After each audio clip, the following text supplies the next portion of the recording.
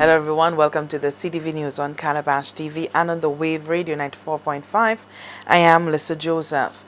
Well, there are many threats to our water security in the Caribbean and indeed St. Lucia.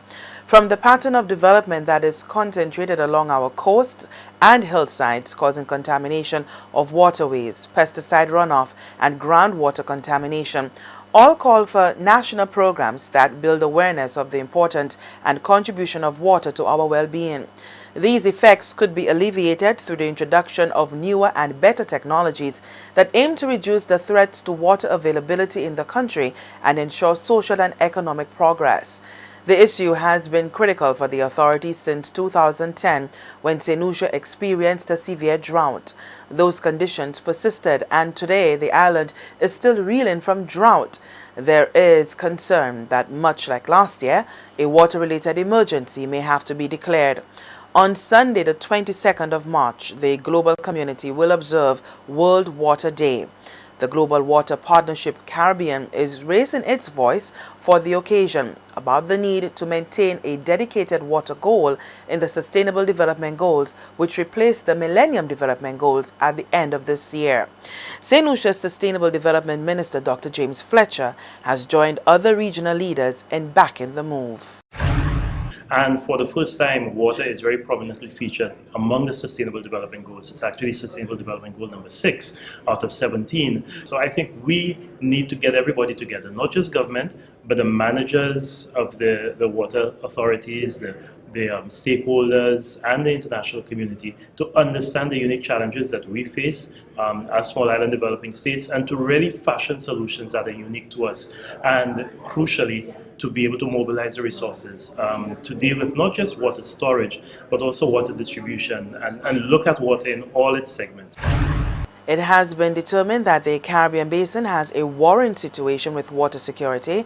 For that reason, Grenada's Minister for Agriculture has called for a unified approach to dealing with the problem.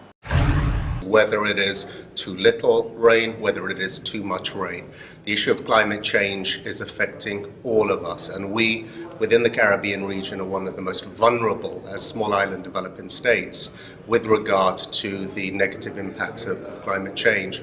And to be able to share experiences, share ideas, potential solutions as to how to adapt to these changing climatic conditions is of significant value. Water security also links at 3 areas that we really need to combine and cannot disassociate, and that is water security, food security, and energy security. These 3 areas are all interlinked, and as we look at not only our development, our base survival, these 3 components require significant attention.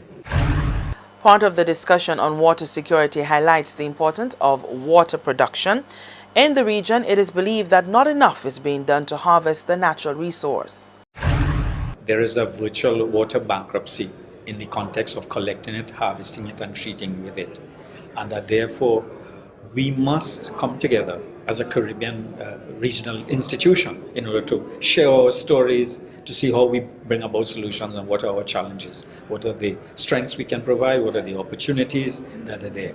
My own sense of it, there's an ancient Chinese proverb that says, water is the blood of the earth. Water we've taken for granted over the years, not realizing that it's a resource that if not managed properly, we might as well lose it, or it may be priced to a level where people may not be able to enjoy the benefits of water. And as leaders, ministers responsible, we need to keep abreast with the changing environment, especially with issues such as climate change and the developments taking place in the water sector outside our various jurisdictions. And the Global Water Partnership says this is a critical time for country leaders and governments in the Caribbean and around the world to express the importance of water to their respective countries' economic and social development. And we'll be having more on the environment a little later on in the CTV Environmental Watch with Dennis Springer.